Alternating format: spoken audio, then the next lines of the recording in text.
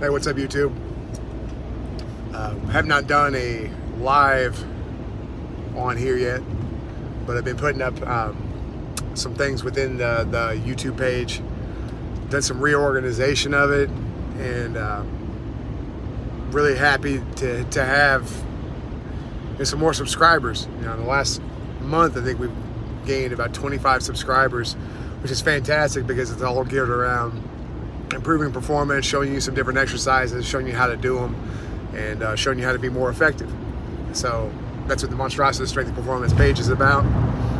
If you've been around for a while and you've been following me for a while, you know this is the old SEMO Strength page.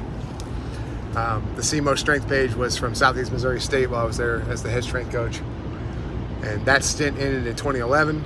So this page has been around, I think, since 2009.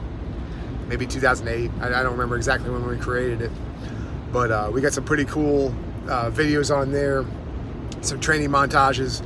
We got some, some big lifts from some of the players back then. Really pretty awesome. But today I want to do, a little educational piece on supplements. And some people will say, you don't need to do anything. It all comes through Whole Foods and whatnot, which I completely agree with. Supplement means to, in addition to what your current diet is currently doing.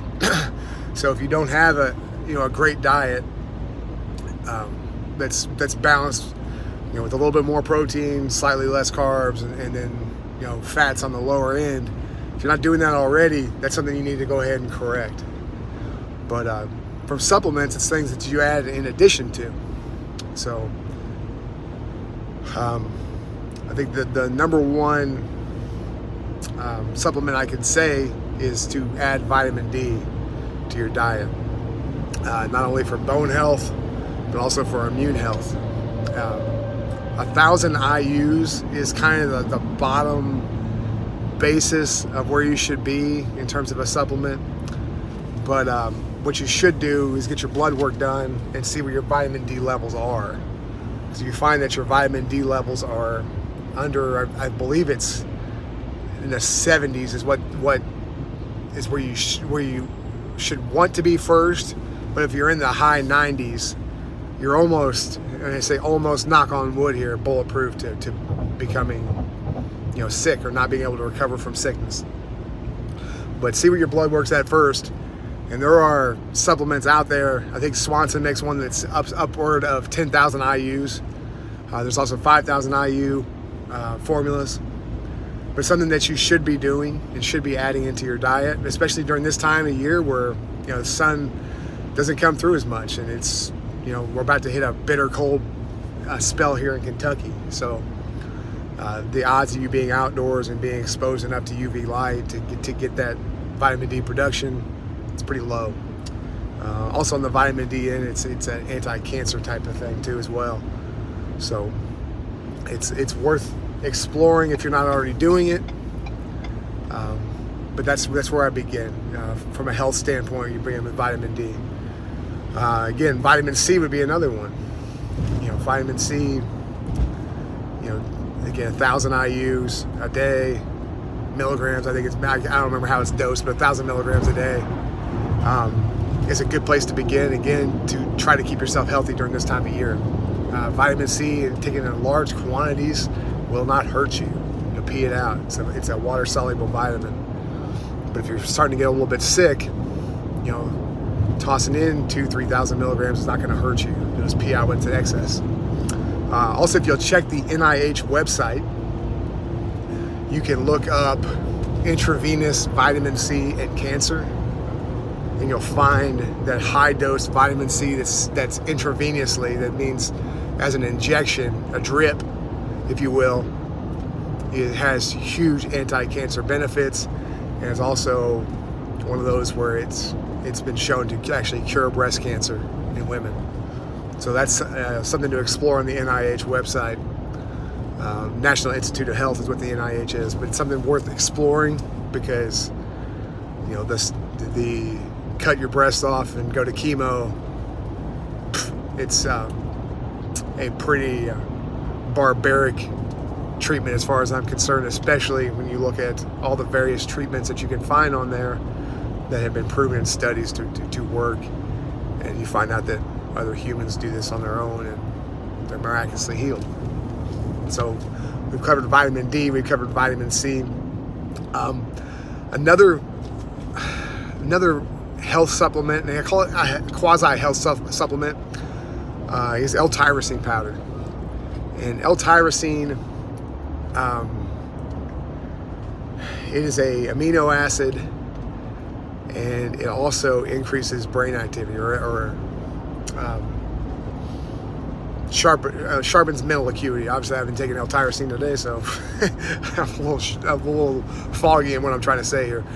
But it increases neurotransmitter activity, there we go, in the brain, and also serves as I call it a low-grade fat burner.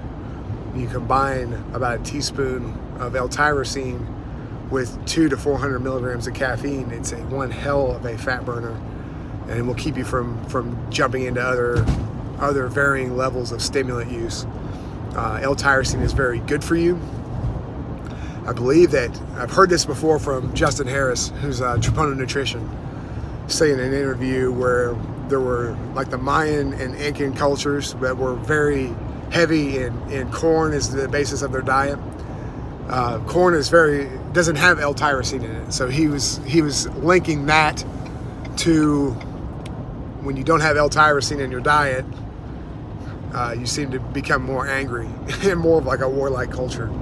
So that was something I had heard. God, this was years ago when I heard it in an interview.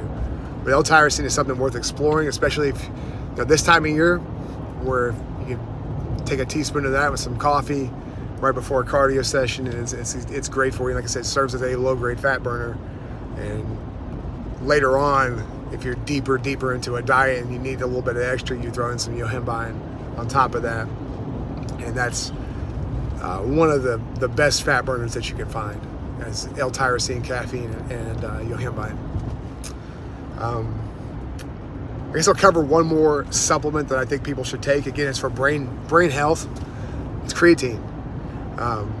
Creatine also obviously increases your intracellular water, draws that in, increases strength because it goes to that phosphocreatine pathway through the energy systems. So a higher level of that can increase your ability to exploit, quick and strong and more powerful activity, so to speak. So your bench presses will go higher, your rows will be higher, your squats, all because you can get, or maybe a rep or two extra because your creatine levels are higher, so you're not going to run out of that substrate as fast. So I'm not one of these people that thinks you need to go anything different than basic creatine monohydrate powder. It's take it as a teaspoon, put it inside of like your intra-workout drink, whatever that may be. Like maybe it's essential amino acids and a little bit of Gatorade, because sugar increases the uptake of creatine. You could also put some alpha lipoic acid with that, which that was what made like the original Muscle Tech creatine powder, the creatine formula, so effective. It's because it had carbohydrates and it had ALA in it, alpha lipoic acid, in the formula. Alpha lipoic acid is will draw carbohydrate into the muscles. It's called a glucose disposal agent. It'll do that. So you're drawing the carbohydrate in. The carbohydrate itself draws more water into the muscle, and you put a little bit of sodium on top of it, and that increases that shuttle even more. With people that are trying to load up on carbohydrates, that they don't end up having a little bit of salt in their diet with that, it's harder and harder to get the carbohydrate into the muscle, because you need that sodium to bring the carb and the water within the muscle. So I think it's called the sodium shuttle, I believe. Probably wrong about that, and you're gonna look at me and say, Jeff, you're a fucking idiot, you know what you're talking about. But you do need sodium and water to bring in carbohydrate. and to give you that full type of look. Bodybuilders, when they're filling out, they need that extra, right before a competition, need that extra sodium in there to draw in that water into the cell, which the carbohydrates naturally do. So I believe like the original, it was Celtec, that's what it was called, had creatine, it had carbohydrate, it had alpha lipoic acid, and it had sodium in it, which made it so damn effective. Not Jay Cutler effective, being on cycle or whatnot, but made it a pretty doggone effective supplement to take. So covered 4 basic supplements today. You notice they all come from a health standpoint. I've mentioned the brain health benefits you get from L-tyrosine, the brain health benefits you get from creatine powder. Obviously from an immune standpoint, vitamin C and vitamin D are incredibly important. All things to look at, especially this time of year, where people are starting to get sick, and it's best to just take care of yourself as much as you can. On the health front, add a little bit of zinc in there as well, because zinc within the cell prevents the replication of the virus within the cell, of any kind of virus. It doesn't matter.